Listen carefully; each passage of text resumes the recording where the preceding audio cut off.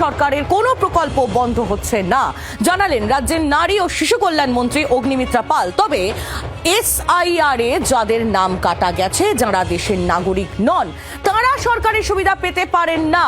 নাম বাদ যাওয়ার পরেও যারা সরকারি সুবিধা পাচ্ছেন তাদের সেই সমস্ত সুবিধে বন্ধ হবে বলেই জানিয়েছেন রাজ্যের নারী ও শিশু কল্যাণ মন্ত্রী অগ্নিমিত্রা পাল। আগের বার তার আগে সরকারের কোনো প্রকল্প বন্ধ হচ্ছে না, এই কথা মুখ্যমন্ত্রী শুভেন্দু অধিকারী তিনিও জানিয়েছেন এবং রাজ্যের নারী ও শিশু কল্যাণ মন্ত্রী অগ্নিমিত্রা পাল তিনিও জানালেন যে কোনো আগের সরকারের বা তার আগের সরকারের কোনো জনমুখী প্রকল্প তা বন্ধ হচ্ছে না। তবে SIR এ যাদের নাম কাটা গেছে, যারা দেশের নাগরিক নন, তারা সরকারি সুবিধা পাবেন না, সাফ জানালেন রাজ্যের মন্ত্রী।